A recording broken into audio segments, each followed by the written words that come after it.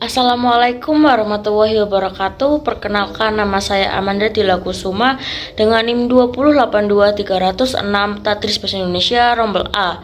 Saya akan menjelaskan hasil penelitian jurnal yang saya cari. Jurnal yang pertama yaitu berjudul Pemanfaatan Aplikasi Google Meet dalam Keterampilan Menyimak dan Berbicara untuk Pembelajaran Bahasa pada Masa Pandemi COVID-19.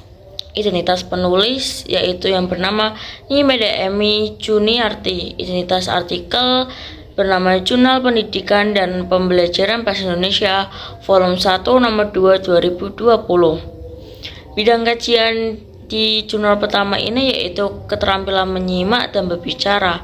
Hasil penelitian jurnal pertama ini adalah yang pertama, mengetahui pemanfaatan aplikasi Google Meet dalam keterampilan menyimak dan berbicara untuk pembelajaran bahasa pada masa pandemi COVID-19 di SMAN 2 Mengwi. Yang kedua yaitu mengetahui kelebihan dan kelemahan pemanfaatan aplikasi Google Meet dalam keterampilan menyimak dan berbicara untuk pembelajaran bahasa pada masa pandemi COVID-19 di SMAN 2 Mengwi.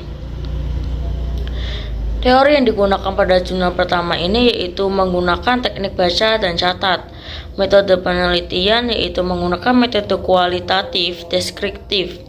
Komentar jurnal yang pertama ini, menurut saya penggunaan aplikasi Google Meet dalam media pembelajaran jarak jauh dinilai kurang efektif daripada pembelajaran secara offline. Hal ini disebabkan karena kebutuhan kuota yang harus selalu tersedia dan jaringan yang stabil.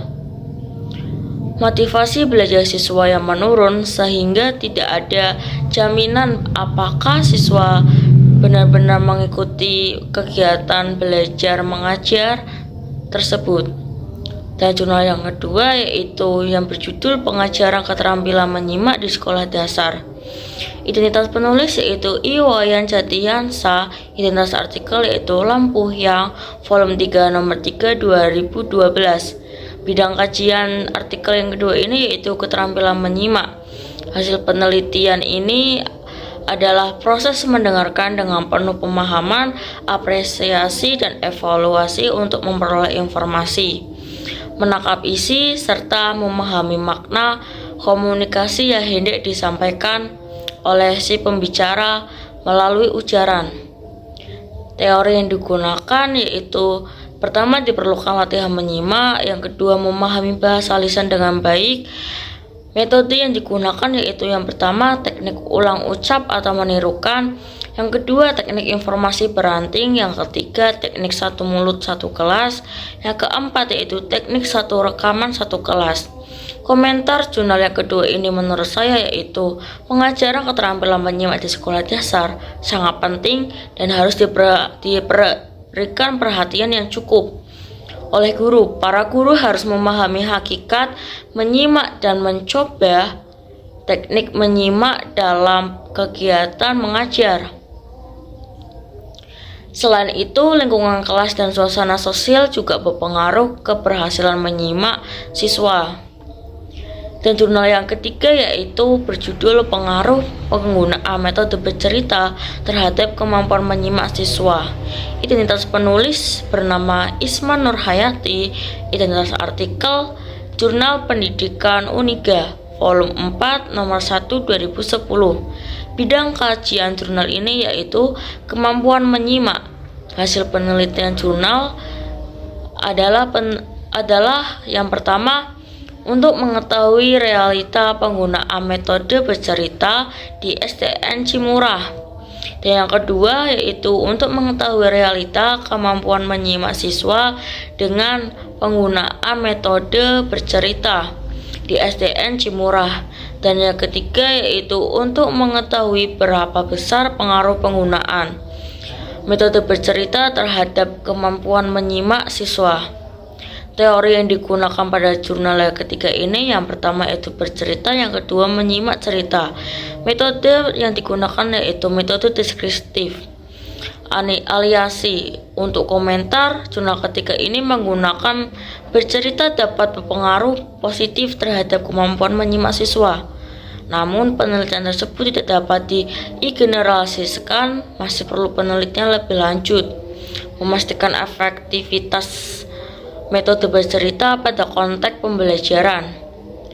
Jurnal yang keempat yaitu berjudul Hubungan Kemampuan Menyimak dan Kemampuan Berkomunikasi Lisan Pengajaran Bahasa Indonesia Anak Tuna Grahita kelas D 5B.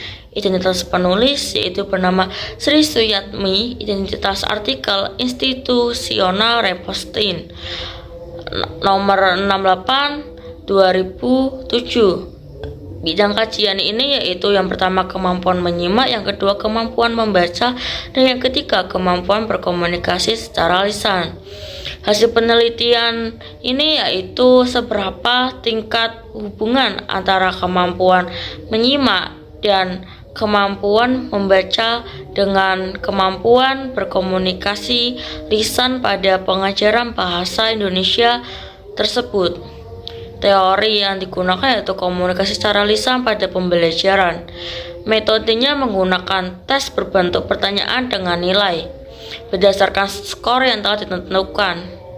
Komentar menurut saya pada jurnal ini yaitu kemampuan menyimak dan membaca memiliki hubungan yang erat dengan kemampuan berkomunikasi lisan pada pembelajaran bahasa Indonesia. Karena itu pengajaran bahasa Indonesia guru perlu memperhatikan dan mengembangkan keterampilan menyimak dan membaca siswa agar meningkatkan kemampuan berkomunikasi secara lisan. Dan jurnal yang kelima yaitu yang terakhir berjudul Penerapan Strategi Pembelajaran TIK PAI-SHARE untuk meningkatkan kemampuan membaca intensif siswa. Identitas penulis yaitu bernama Yoman Murda Putudiah Purwanti. Identitas artikel International Journal of Elementary Education Volume 1 11-18 2017. Bidang kajian tersebut yaitu keterampilan membaca.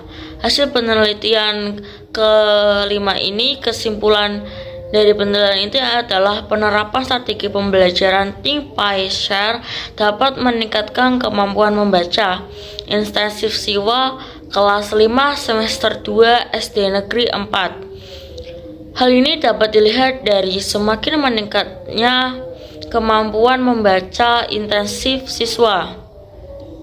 Teori yang digunakan jurnal kelima ini yaitu membaca intensif. Metode yang digunakan yaitu penelitian tindakan kelas atau PTK. Komentar jurnal yang kelima ini menurut saya yaitu penggunaan TPS secara strategi pengajaran dapat menjadi alat yang berguna bagi guru untuk meningkatkan keterampilan membaca intensif siswa dengan mendorong siswa untuk berpikir, berdiskusi, dan berbagi ide. TIK PAI-SHARE dapat membantu siswa mengembangkan pemahaman yang lebih mendalam terhadap teks yang dibacanya. Sekian penjelasan dari saya. Sebelumnya saya mohon maaf apabila ada kesalahan menyampaikan informasi. Saya ucapkan terima kasih. Wassalamualaikum warahmatullahi wabarakatuh.